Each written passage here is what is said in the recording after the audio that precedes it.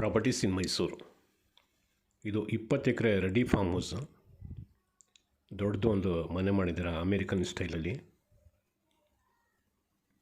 ಸುತ್ತ ಗಾರ್ಡನ್ ಮಾಡಿದ್ದಾರೆ.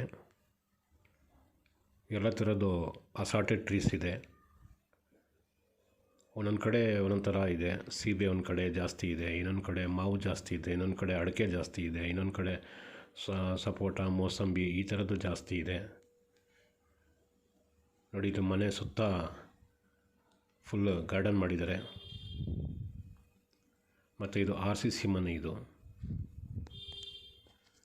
Complete RCC ಮನೆ.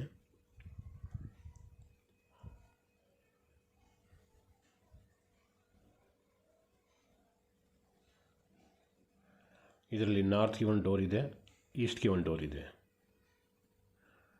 ಇದು ತೋರಿಸ್ತಾ ಇರೋದು ನಾರ್ತ್, ಬ್ಯಾಕ್ ಸೈಡ್ದು ಈಸ್ಟ್ಗೆ ಒಂದು ಡೋರ್ ಇದೆ. ಸುತ್ತ ಗಾರ್ಡನ್ ಇದೆ.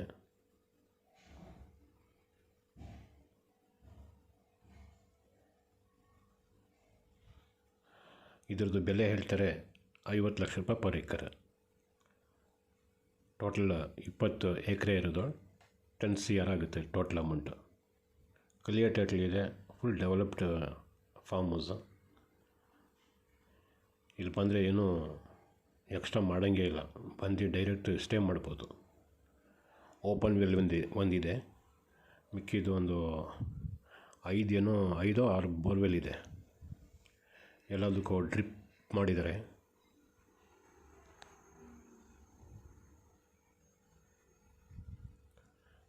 ನೋಡಿ, ಇದು ಫ್ರಂಟ್ ಡೋರ್. ಇದು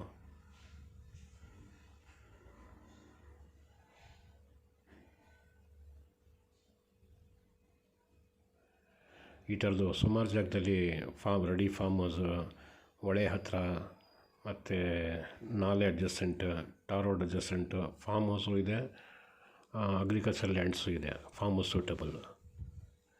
ಕೆಲವು ಜಾಗದಲ್ಲಂತೂ ಕಮರ್ಷಿಯಲ್ ಫಾರ್ಮ್ ಹೌಸ್ ಮಾಡ್ಕೋಬೋದು. ಆ ಥರದ್ದು ಇದೆ. ಚಿಕ್ಕದು 11 ಗುಂಟೆ, ಅರ್ಧ ಎಕರೆ, 1 ಎಕರೆ ಈ ಥರದ್ದು.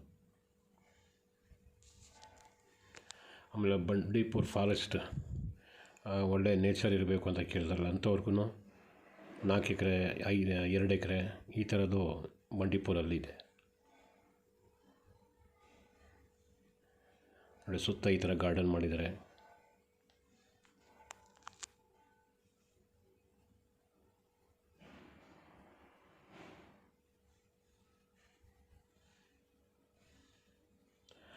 ಈ ಮನೆದು ಔಟರ್ ಗೋಡೆ ಇದೆಯಲ್ಲ, ಔಟರ್ ವಾಲ್, ಅಲ್ಲಿ ತನಕ ಫುಲ್ ಕಂಪ್ಲೀಟ್ RCC. ಅದಾದಮೇಲೆ ಸ್ಲೋಪ್ ಮಾಡಿದಾರಲ್ಲ, ಅದು ಮಾತ್ರ ಬರೀ ಅಂಚು.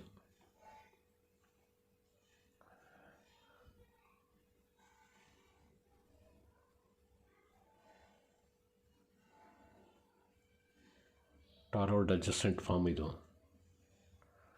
ಎಲ್ಲ ಥರದ್ದು ಅಸಾರ್ಟೆಡ್ ಟ್ರೀಸ್ ಇದೆ. ನೋಡಿ, ಇದು ಟೀಕುಡ್ ಮರ. ಈ ಕಡೆ ಜಾಸ್ತಿ ತೆಂಗು ಹಾಕಿದ್ದಾರೆ. ದನದ ಕೊಟ್ಟಿಗೆ, ಶೀಪ್ ಫಾರ್ಮ್ ಈ ಥರದ್ದೆಲ್ಲ ಸ್ವಲ್ಪ ಮಾಡ್ಕೊಂಡಿದ್ದಾರೆ.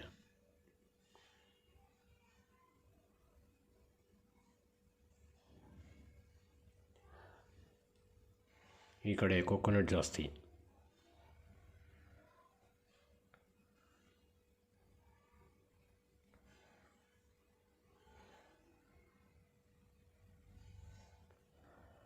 ನೋಡಿ, ಶೀಪ್ ಸಾಕೋಕ್ಕೋಸ್ಕರ ಶೆಡ್ ಮಾಡಿರೋದು.